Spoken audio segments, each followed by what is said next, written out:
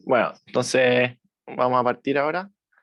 Eh, Tenemos muy buena charla con Marcela Cubillo, y antes que nada tenemos que presentar a esta gran invitada, ¿no es cierto? Ella estudió Derecho en la Universidad Católica, luego hizo clases también ahí.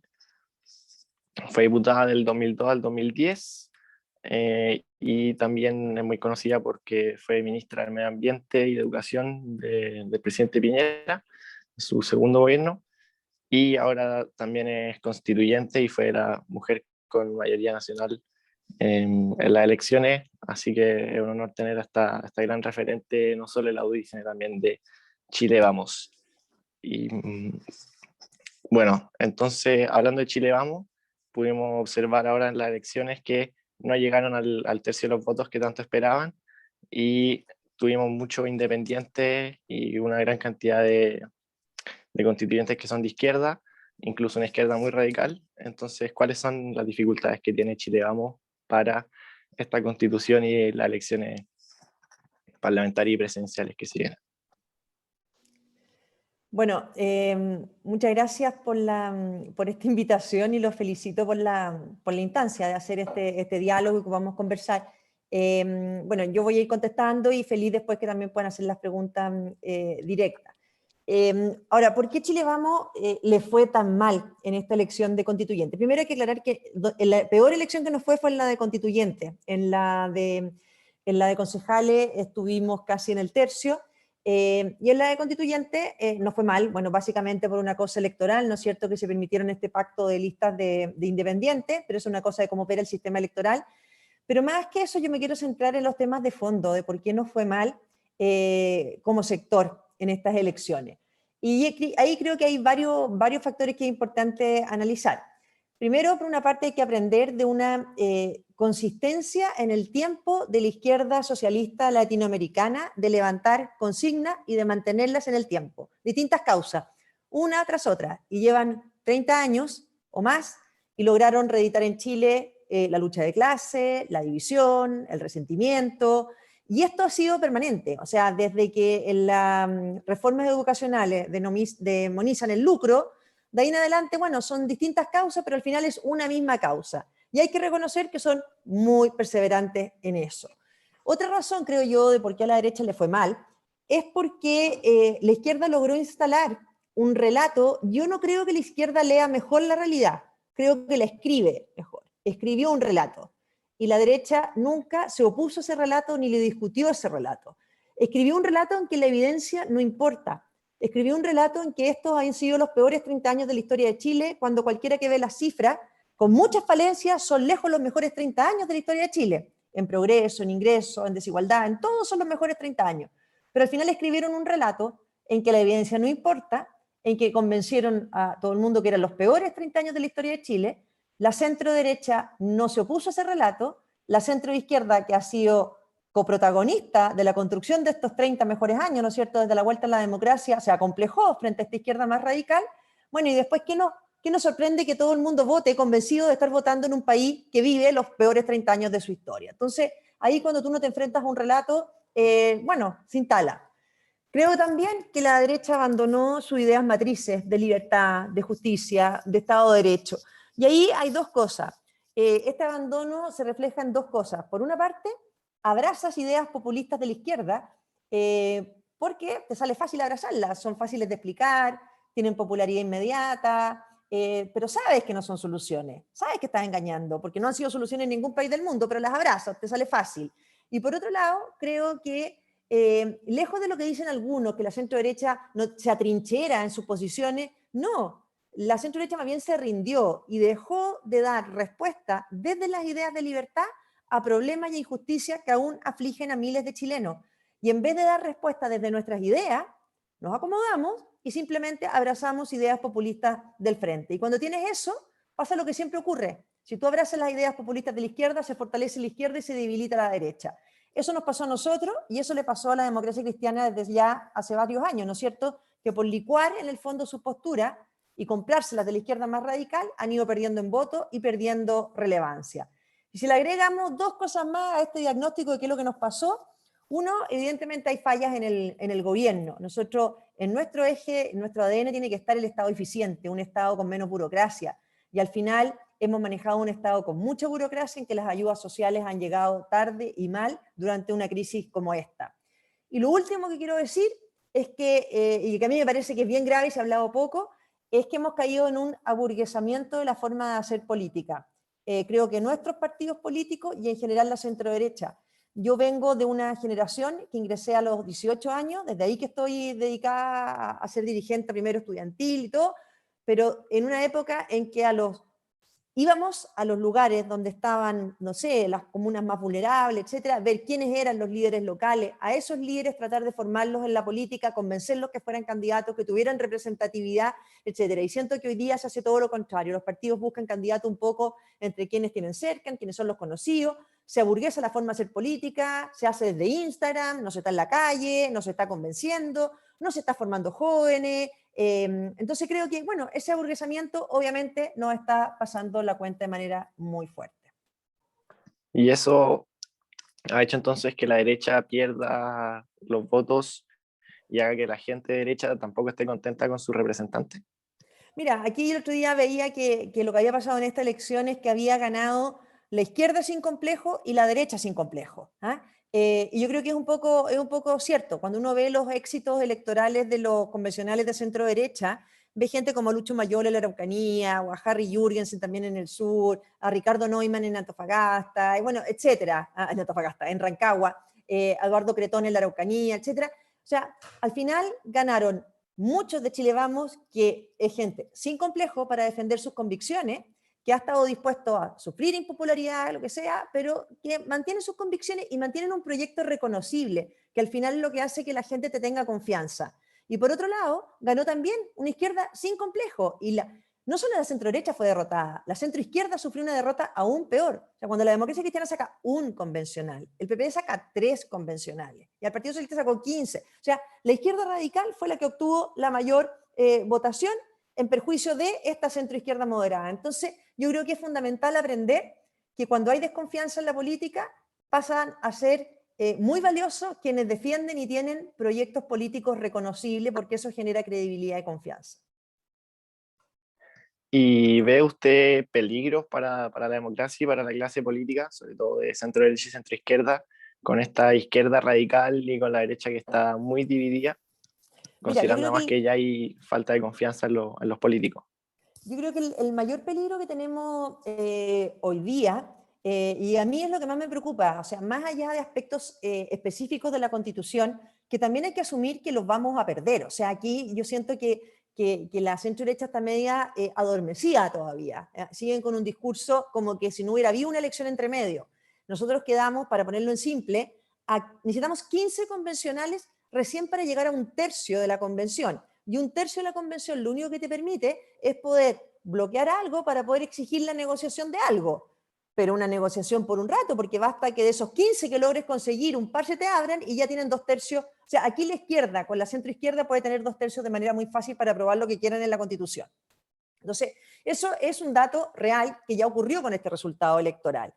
Y lo que a mí más me preocupa es que al final se instala un discurso en que las mayorías pueden hacer lo que quieran en el país. A mí lo que más me preocupa es que en esta nueva constitución se instale un sistema político en que las mayorías puedan hacer lo que quieran. Y eso es lo opuesto al constitucionalismo moderno y una democracia liberal.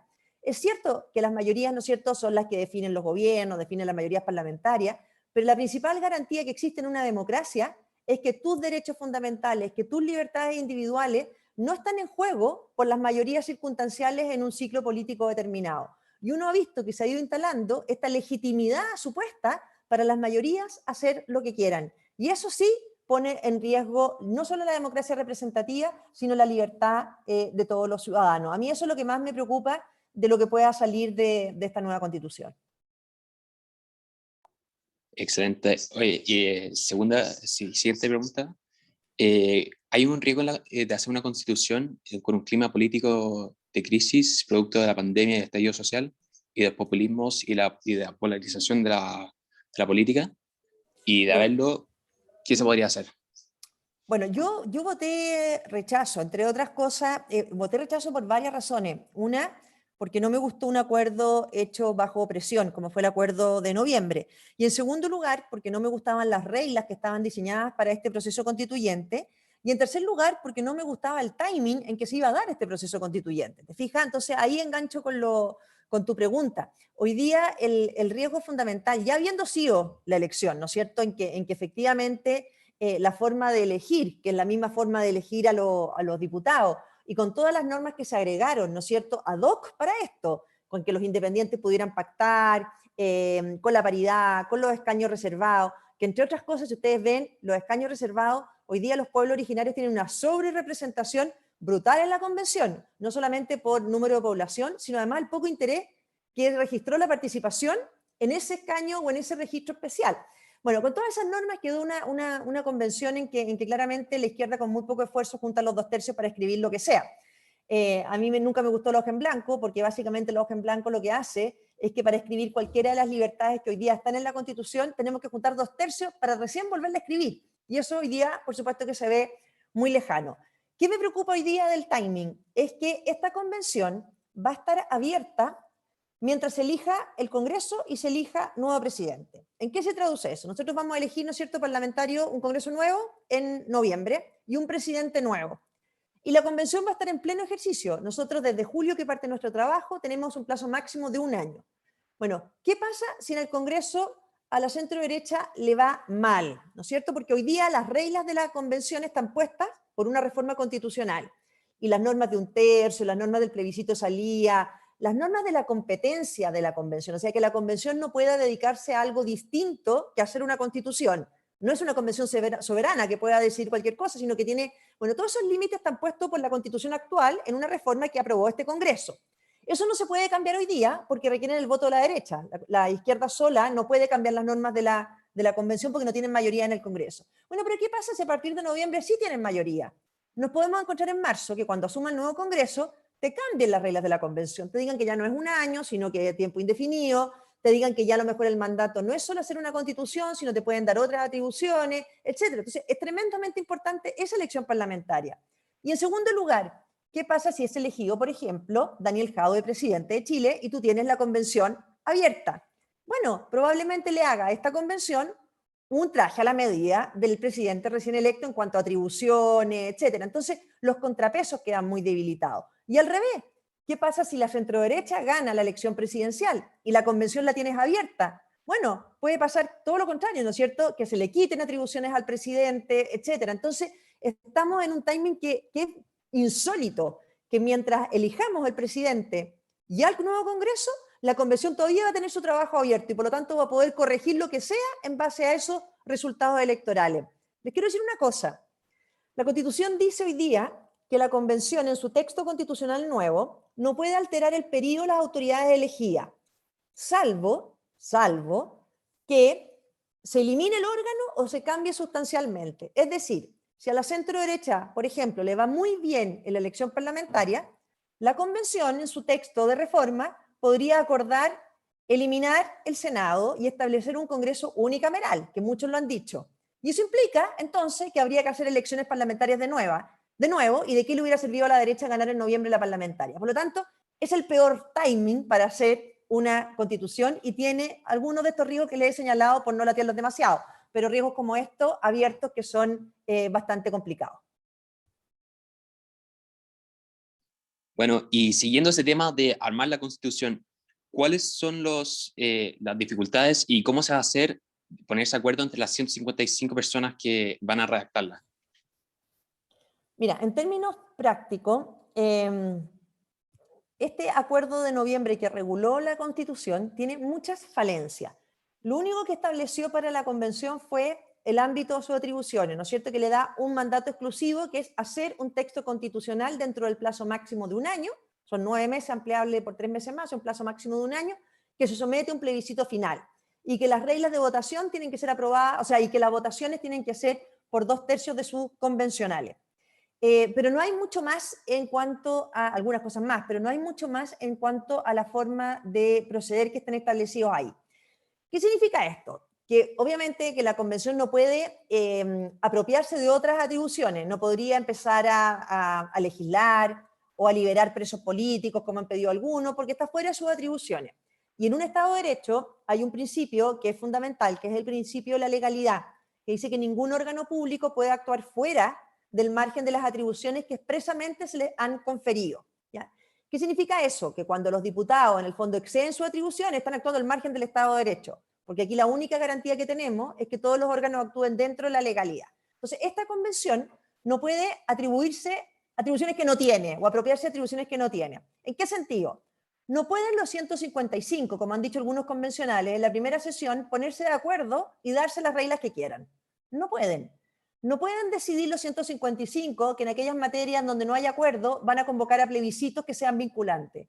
No pueden, porque la facultad de convocar a plebiscitos vinculantes te la tendrían que haber dado en la Constitución y no te la dieron. Por lo tanto, no puedes estos 155 hacer lo que quieran simplemente porque se pusieron de acuerdo. Entonces, ¿cómo va a operar esto en la práctica? Dice que en la primera sesión hay que elegir presidente y vicepresidente. Hay un vacío completo, nosotros ya estamos viendo cómo va a ser el primer día y nadie sabe cómo, porque ni siquiera está regulado quién dirige la sesión ese primer día. ¿Ah?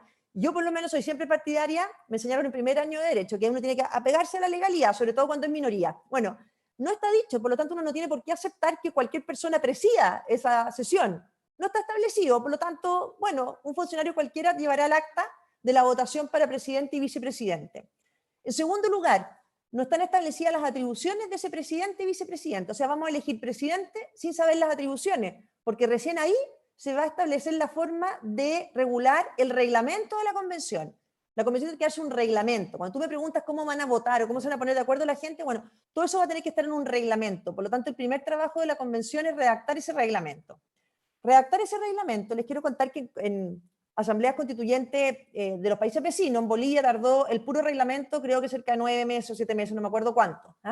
En Chile no debiera tomar tanto tiempo porque la regla del quórum quedó establecida en la Constitución, que es que las cosas se tienen que aprobar por 2/3. Ese quórum no estaba establecido en la Asamblea Boliviana y se discutió muchísimos meses cuál era el quórum. Pero un reglamento es cuántas comisiones van a funcionar, cómo se van a integrar las comisiones, cómo se va a votar. ¿Se vota en las comisiones con quórum o solo en el pleno con quórum? Participación ciudadana, ¿cómo se va a regular la participación ciudadana? ¿Qué pasa si no hay acuerdo por 2/3? ¿Cómo se desentrampan los acuerdos? Etcétera. Todo eso tiene que quedar en un reglamento que hay que hacer a partir de que se instale la convención. Entonces, es bien loco porque vamos a elegir un presidente y un vicepresidente que las atribuciones no están dadas en ninguna parte, por lo tanto, en teoría, ese presidente y vicepresidente no tendría atribuciones para hacer nada después de ser elegido, hasta que no se dicte el reglamento de funcionamiento. Perfecto. Y acaba una pregunta del público. ¿Hay un error en la derecha de enfocarse en el distrito 11 y no combatir los distritos que alguna vez votaron por la centro derecha?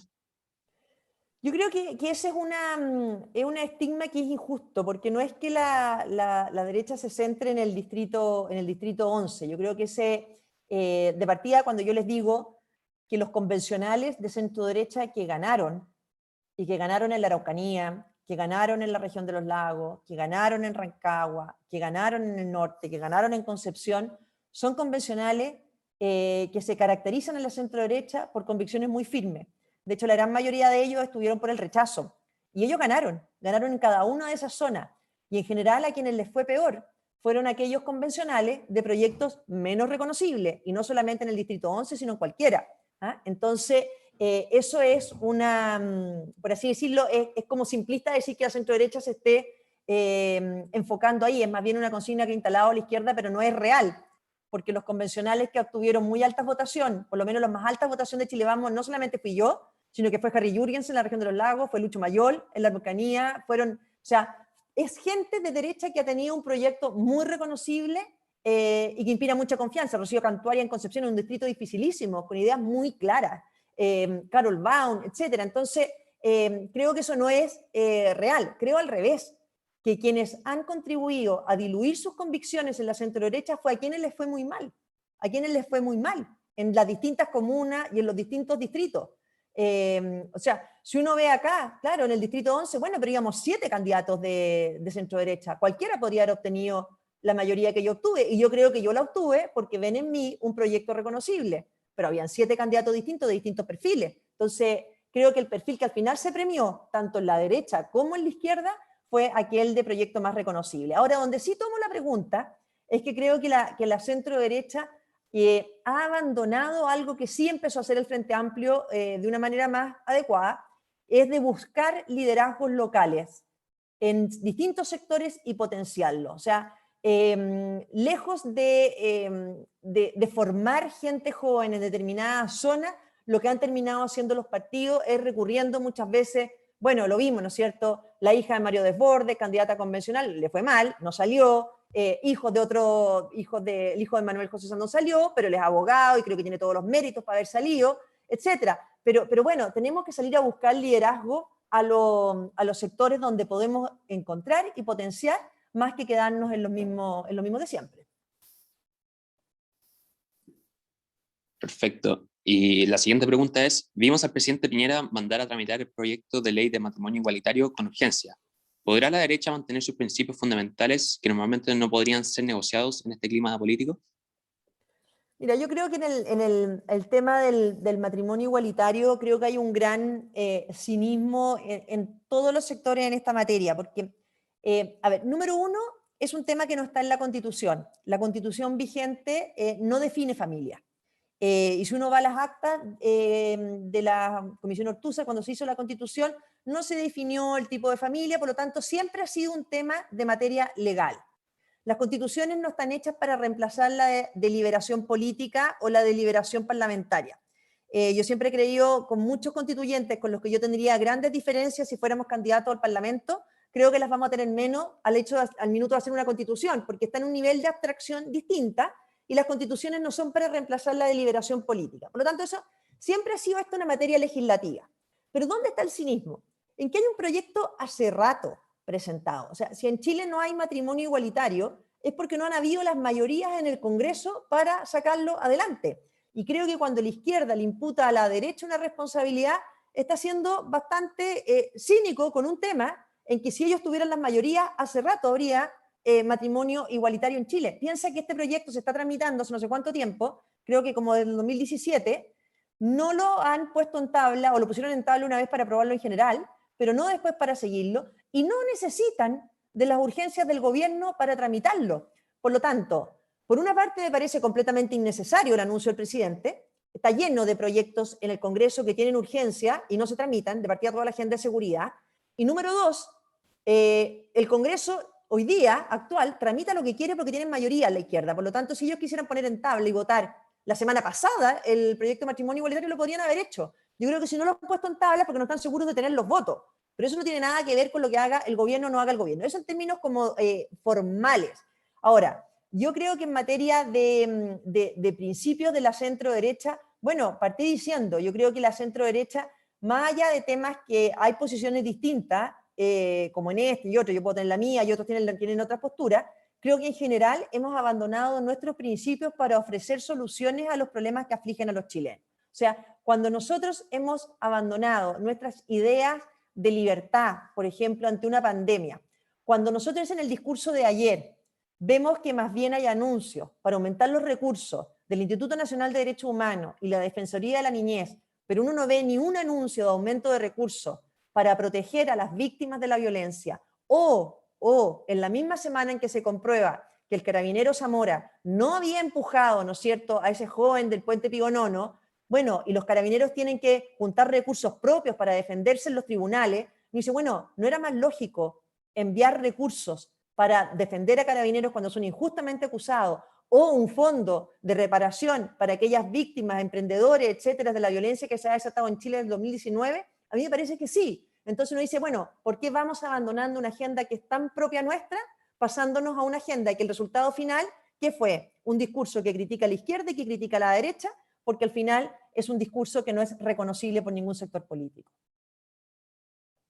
Y hace un rato mencionó la posibilidad de tener a Daniel Jadwe como presidente y un Congreso con mayoría de izquierda.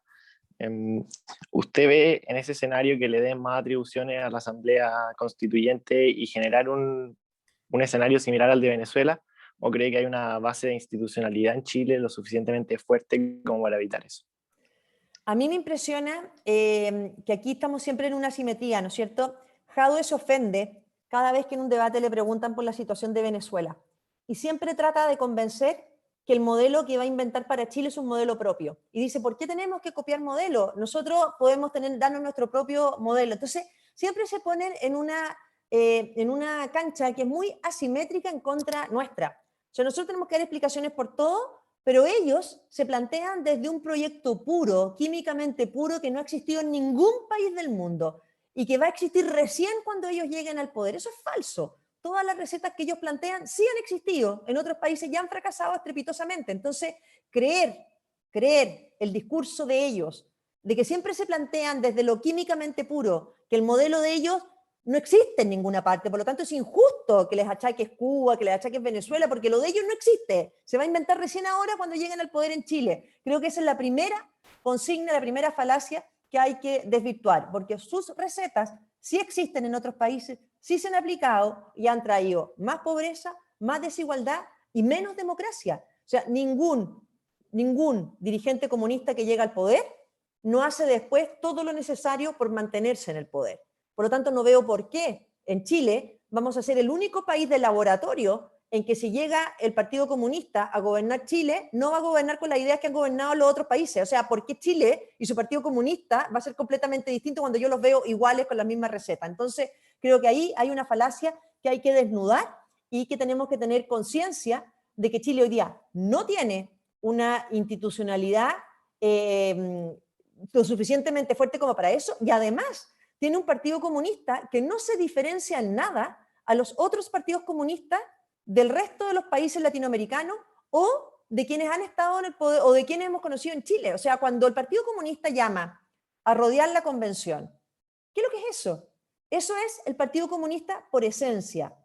Y esto no es campaña del terror, porque aquí lo principal es cuando te dicen es campaña del terror y con eso te quieren silenciar. No, ¿quién quiere hacer una campaña del terror? Toda la derecha compleja. No, esto no es campaña del terror, es explicar cómo funciona. Bueno, el Partido Comunista cree desde siempre en todas las formas de lucha. Entonces, cuando dicen rodear la convención, ¿qué es lo que es eso? Todas las formas de lucha. Si nos va mal, rodeamos la convención. Si nos va bien, tenemos a Hugo Gutiérrez de convencional metido adentro. Bueno, y así funcionan. Entonces, creo que hoy día estamos en una situación muy complicada porque, por una parte, nos tienen silenciados, porque cualquier cosa que se diga es campaña del terror.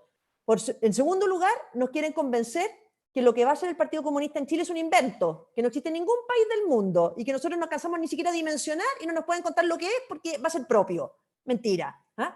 Y en tercer lugar, creo que hace rato en Chile se rompió un consenso que nos resguardaba, que era que todas las fuerzas políticas de alguna manera condenaban la violencia. Desde octubre del 2019 vemos que eso no es verdad, que hay fuerzas políticas en Chile que no condenan la violencia, otros la promueven, otras la validan y otros, lo que es peor, dicen nosotros no somos violentos, pero si no se hace lo que nosotros queremos, cuidado que vienen los violentos. Y eso es igualmente violento y antidemocrático. Y bueno, hablando de protestas que rodeen la convención, ¿cree que se van a generar muchas protestas durante las sesiones o también que la situación de la pandemia afecte las decisiones que se tomen? Mira, yo soy partidaria de que la convención sea presencial de todas maneras, aún con los riesgos que puedan existir. Creo que aquí cuando tú tienes convencionales, como los que fueron elegidos, algunos en esta lista del pueblo, ¿no es cierto?, en que ya fueron detenidos en desorden y que los veíamos en las protestas a partir de octubre del 2019, bueno, es gente que valida la acción violenta como un método de lucha cuando no logran conseguir por otras vías o incluso en reemplazo de otras vías. Por lo tanto, eso es una posibilidad real. Aquí la violencia en Chile amainó solamente por la pandemia, cuando empezaron las cuarentenas en marzo del año pasado, etcétera. Pero se instaló de manera muy fuerte, y para qué decir, en el fondo, cuando tienes este discurso de liberar estos presos de la revuelta, que llaman ellos, ¿ah? Y te dicen, pero sin ningún empacho en mentir, que son jóvenes presos por sus ideas. Por favor, no hay nadie en Chile que esté preso por sus ideas. Nadie. O sea, todos los que ellos están... De partida, es la típica estrategia de la izquierda. Primero, mienten en las cifras. Hablaban de miles que estaban siendo procesados por esto. Bueno, al final se llegaba a que eran como 25 que están privados de libertad mientras están en proceso, todos por delitos de violencia, de lanzamiento de bombas molotov, porte de arma ilegítimo, ataque incendiario, saqueo, etc. Nadie preso por su idea.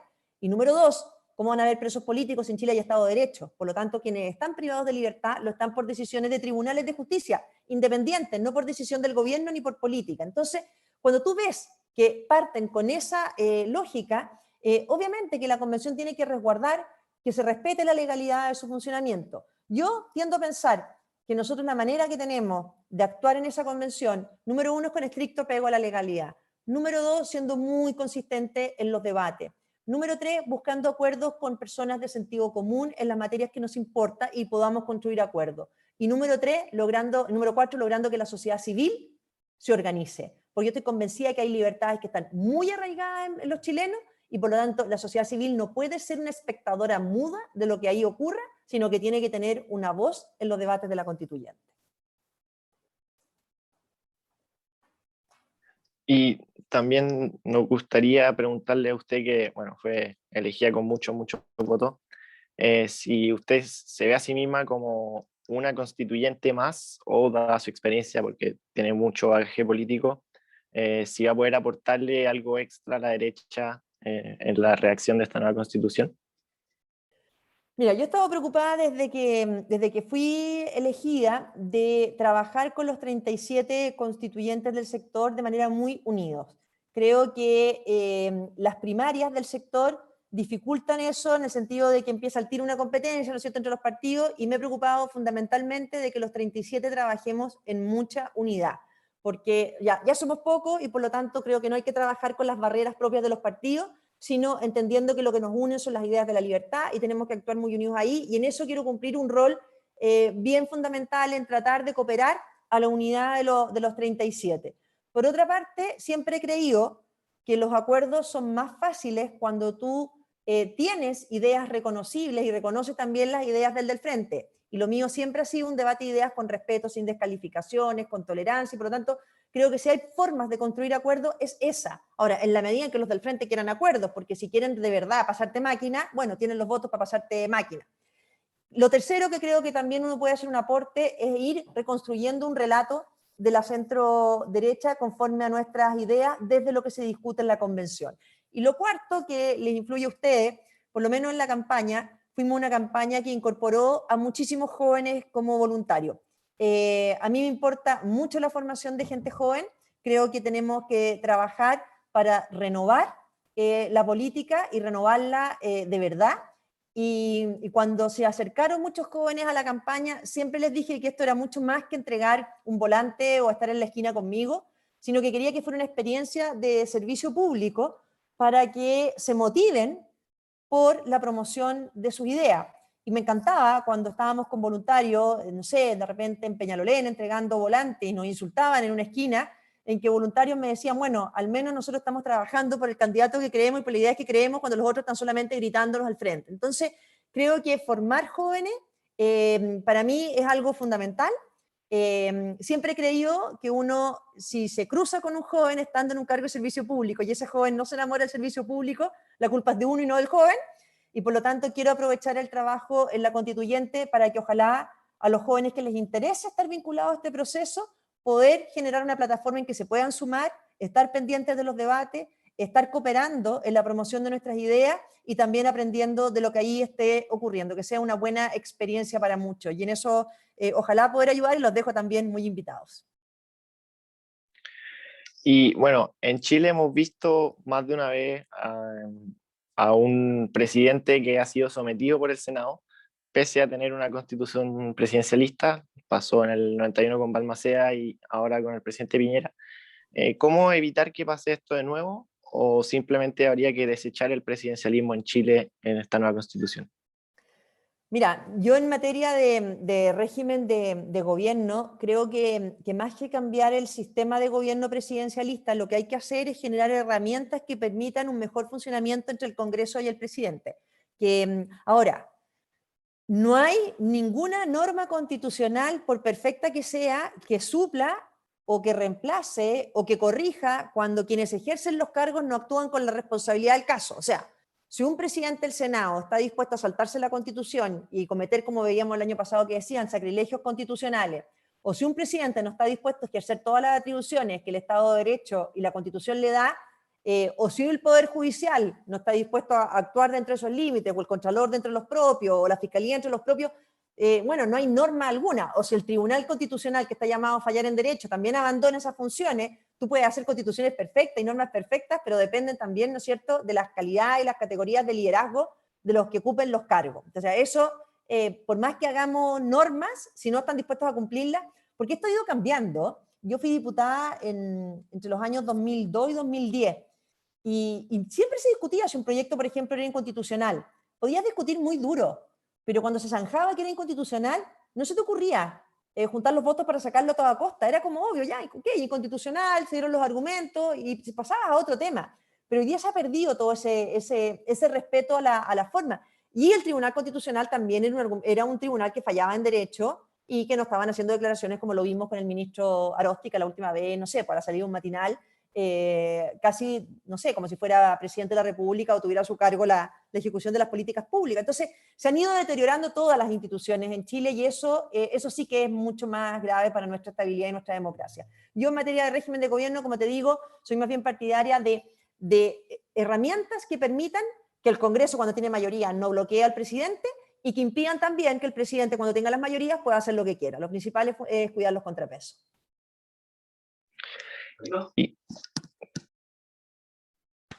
¿Cree que la derecha pueda lograr mayoría en el próximo Congreso o tener un presidente electo? Se ha visto a Joaquín Lavín como un candidato fuerte también, que se ha desviado un poco de la centro derecha.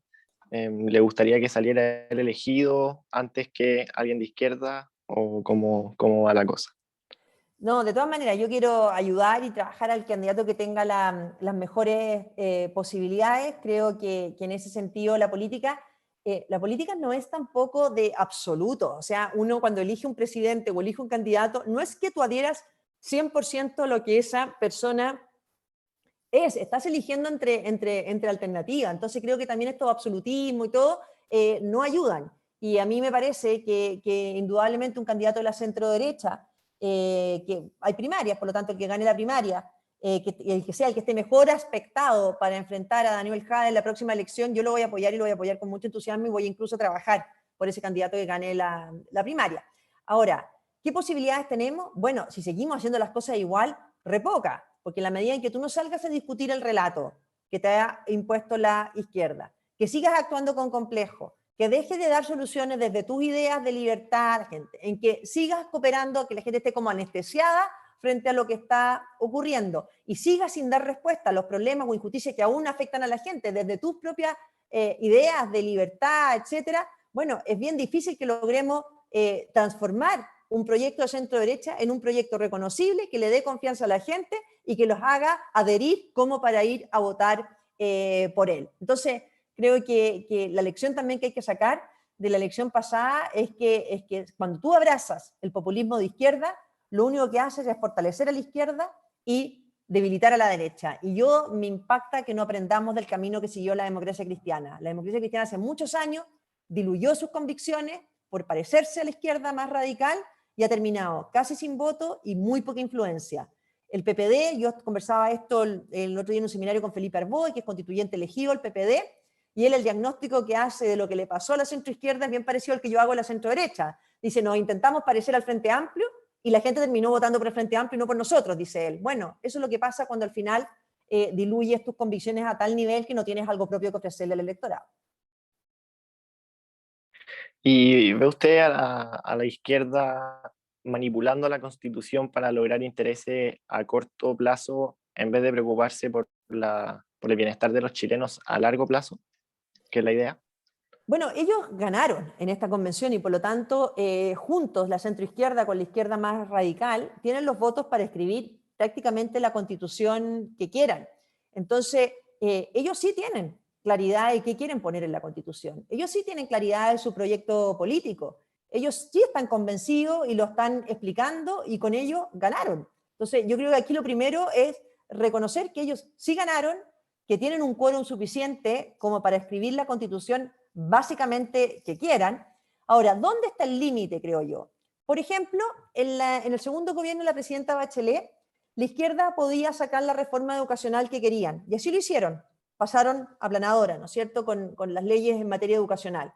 Y restringieron el derecho de los padres a elegir la educación de sus hijos, restringieron la posibilidad de crear nuevos colegios particulares subvencionados, etc. Tenían los votos, la sacaron adelante. ¿Y qué pasó? Perdieron la elección presidencial siguiente. Por eso es importante el rol de la sociedad civil, porque si bien adentro de la convención pueden tener los votos para ir haciendo lo que quieran, si deciden pasar máquina en vez de construir acuerdos más amplios, ojo, que hay muchas libertades que están arraigadas en los chilenos, que si hacemos la pega bien, eso se puede traducir después en que ellos vayan perdiendo estas mayorías que hoy día consiguieron. Además, bueno, una muy alta abstención, por eso yo creo que es fundamental que la gente entienda, cuando están aprobándose determinadas cosas en la Constitución, que aquí es lo que implica. O sea, cuando se habla de derecho de propiedad, aquí tengamos claro que no es el derecho de propiedad de los más ricos, y eso lo tienen muy protegido, es el derecho de propiedad de cualquier chileno. Cuando nosotros decimos una Constitución, por ejemplo, que proteja los espacios de libertad de cada chileno para elegir su propio proyecto de vida, sin que el Estado se lo imponga o se lo dificulte. Bueno, eso es defender la libertad, frente a una izquierda que lo que quiere es que ojalá más burócratas definan y tomen decisiones por ti, quitándote o reduciéndote tus espacios de libertad. Entonces, esas son las peleas que hay que darlas, no solamente a nivel constitucional adentro de la convención, sino que tenemos que ser capaces todos, y ahí les toca también a los jóvenes como ustedes que compartan esta idea, de dar una batalla cultural que en Chile hace muchos años la derecha dejó de dar. La derecha cree cuando llega al gobierno que basta administrar, gestionar, y dejamos de dar una pelea cultural de cuáles son nuestras ideas, por qué creemos que una sociedad liberal es mejor, por qué creemos que la gente decide mejor que el Estado qué hacer con su plata, por qué creemos que los padres son los que tienen que estar empoderados frente a la educación de sus hijos y no un funcionario del Ministerio de Educación, etc. Bueno, pero esa pelea no hay que darla solamente al interior de la convención, sino tenemos que darla en todos los espacios culturales que podamos. Vale, perfecto. La siguiente pregunta es, ¿cómo podemos saber por quiénes se votó, cumplirán sus proyectos y defenderán sus ideas? Si hemos visto, sobre todo en el último año, que numerosos políticos, sobre todo en centro derecha, han ido en contra de sus principios. ¿Cómo se puede recuperar esta confianza en Chile Vamos? Bueno, yo creo que primero votando por las personas que han sido coherentes con sus principios. Yo creo que cuando tienes el voto es la mejor arma. Y creo que lo que pasó en la convencional es que sectores que habían sido más populistas fueron castigados dentro de Chile Vamos, y quienes habían sido más consecuentes en la defensa de sus convicciones fueron elegidos y con mejores votaciones. Y eso lo podemos ver, analizar los resultados en cualquiera de las regiones. Entonces yo creo que uno con el voto tiene un poder muy importante en esta materia, porque si al final da lo mismo y los vuelves a elegir, bueno, la señal es muy equivocada, porque yo como elector, a mí me da, si yo me saco la imagen de candidata constituyente, de estar en un rol político, como elector, a mí me da una rabia profunda que un parlamentario de centro derecha haga populismo simplemente para mantenerse en su cargo. O sea, siento que me está mirando la cara de idiota, o sea, de verdad dicho en simple, porque si un parlamentario al final se suma ideas populistas porque sabe que esa es la manera de poder él mantenerse en el cargo, bueno, ¿qué es lo que está haciendo? Defendiendo su cargo. No está defendiendo las soluciones que son mejores para Chile, ni siquiera está defendiendo sus convicciones, porque yo sé que son otras, pero las cambió porque tiene elecciones en 2 o 3 meses más. Entonces, bueno, abramos los ojos, seamos un control ciudadano mucho más eficiente a las autoridades que elegimos, y de nuevo, formemos jóvenes y démosles espacio a esos jóvenes, porque también acá, yo siempre le digo a la gente de la generación de los padres de ustedes, cuando uno le dicen van los mismos de siempre, sí, van los mismos de siempre, porque muchas veces, cuando uno va a buscar un joven de la edad de Bodanovich, ¿no es cierto?, que fue elegido en Maipú, un par de él, ¿qué te dice su papá? No, que no se meta en política, que primero saque un posgrado, que después trabaje, que cómo se va a meter en algo que es tan duro, etcétera, etcétera, etcétera. Entonces, también entendamos que la vocación de servicio público se forma desde muy joven y que uno no la puede demorar para ejercerla al final de su vida, cuando ya tenga su vida resuelta. Las cosas en Chile están cambiando hoy día y por lo tanto los jóvenes que sientan vocación por el servicio público tienen que comprometerse ya por promover su idea de la libertad. Y eso implica formarse a mil. Yo siempre les digo a los que están en la universidad, hay que formarse porque hay que ser capaces de ganar todos los debates, por lo tanto tenemos que tener una muy buena formación, pero hay que tener la generosidad para dedicarse al servicio público, no al final de tus días, como para enriquecer tu currículum al final de tu trayectoria, sino luego. Y tercero, hay que tener mucho coraje porque esto es muy duro, porque la estrategia de la izquierda siempre es deshumanizar al adversario, silenciar al adversario, cancelar al adversario, y es muy duro, y te van a dar muy duro, pero uno tiene que tener claro que mientras más duro te dan en lo personal es porque te quieren silenciar, y si te quieren silenciar y tú te silencias, bueno, les das el triunfo, y por lo tanto no puedes dejar que te silencien bajo amenazas, ataques, etc. Pero para eso es fundamental ir renovando los jóvenes y renovando las generaciones que estén dispuestos a meterse en esto. Habló antes de que una constitución ideal incluiría, ¿no es cierto?, un Congreso que con mayoría no bloquea al presidente y un presidente que con mayoría no tenga rienda suelta. En este caso de hoy, el presidente Piñera, ¿por qué ha perdido el poder de facto? Siendo que tiene una constitución que debería favorecerle. A ver, primero, efectivamente el presidente ha gobernado desde el inicio con un Congreso en minoría, él. ¿No es cierto? Nosotros somos minoría en el Congreso, a pesar de haber ganado la elección presidencial. Yo creo que el error desde el día 1 en el gobierno fue centrar la acción en el Congreso, que es donde teníamos minoría. Todo partió desde el día 1 girando en torno a acuerdos que se lograran en el Congreso, etc. Entonces se le dio un poder a la política que se hacía desde el Congreso en desmedro de haber mejorado la gestión del gobierno y haber hecho una pelea cultural para lo cual no requerías estar a lo mejor sacando todo el día proyectos de ley o acuerdos legislativos. Entonces, siento que el gobierno llevó la cancha política a la cancha en que le era más desfavorable, que era el Congreso. Eso por una parte. Y en segundo lugar, es porque también ha dejado de ejercer atribuciones que sí tienen. O sea, el gobierno tiene un poder de veto, lo tienen todos los presidentes en los sistemas presidenciales. Y eso implica que el presidente puede manifestar su desacuerdo con el Congreso. Por ejemplo, la ley de feriado irrenunciable para la elección pasada. Nunca en Chile ha sido necesario que sea feriado irrenunciable en una elección. Nunca ha sido feriado irrenunciable. Hay países que tienen elecciones hasta los días martes. Bueno, nosotros lo tenemos fin de semana, en feriado, pero no feriado irrenunciable. Con el daño que se ha hecho a los emprendimientos con esta pandemia. El Congreso aprueba una ley de feriado irrenunciable para 2 días, porque era lo que duraba la elección. Bueno, ¿por qué un presidente de las ideas nuestras no veta ese proyecto, no manifiesta su desacuerdo con ese proyecto? O sea, tienes atribuciones que puedes ejercer. Y en segundo lugar, creo que hay otro tipo de atribuciones que también dejamos de ejercer, que es en materia de orden público y de seguridad. Tú no le puedes decir a la gente que para controlar la violencia, o a la gente de la Araucanía, que para controlar la violencia requieres una nueva constitución, por lo tanto que se esperen 2 años. No, porque las herramientas hoy día las tienes. Pero ¿qué pasó en Chile? Y ahí, para ser justo, no es solamente el problema del gobierno.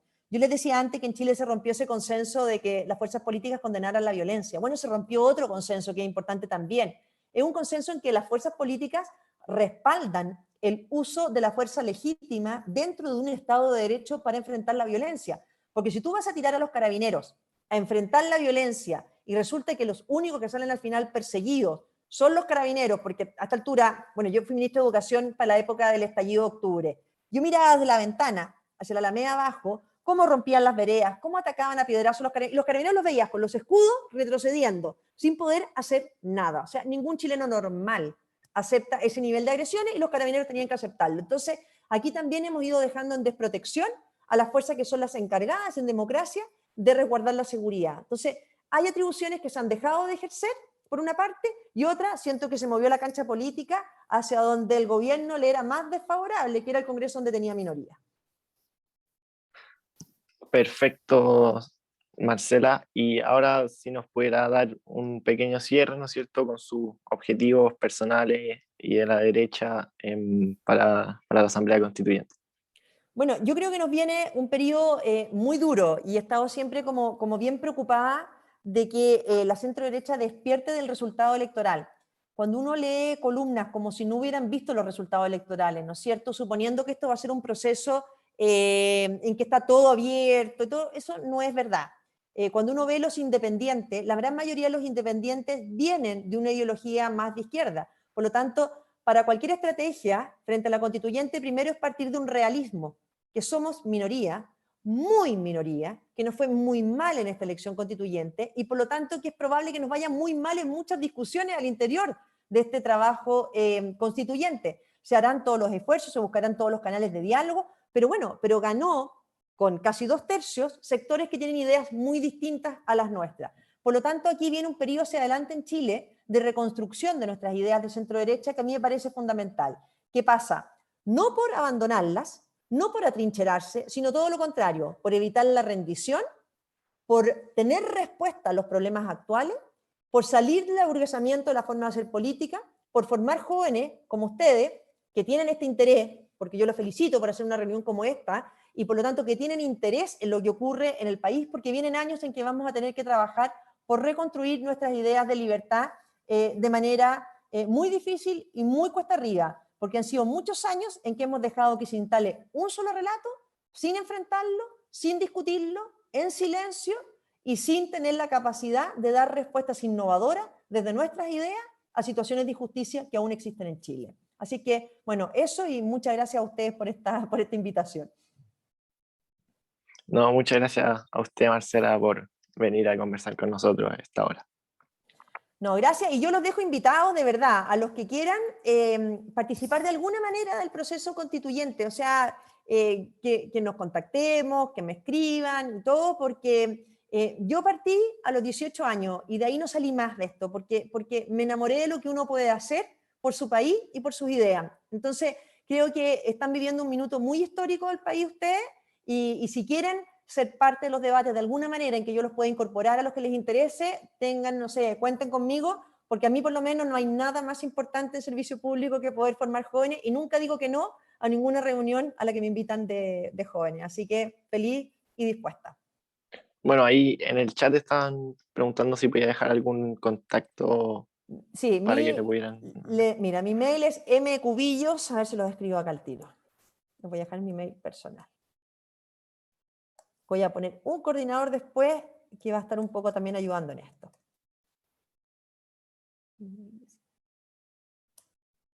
Ah, es que me salió, espérate un poco, a todos tengo que mandárselo.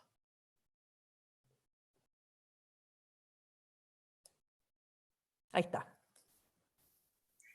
Perfecto. Muchas gracias.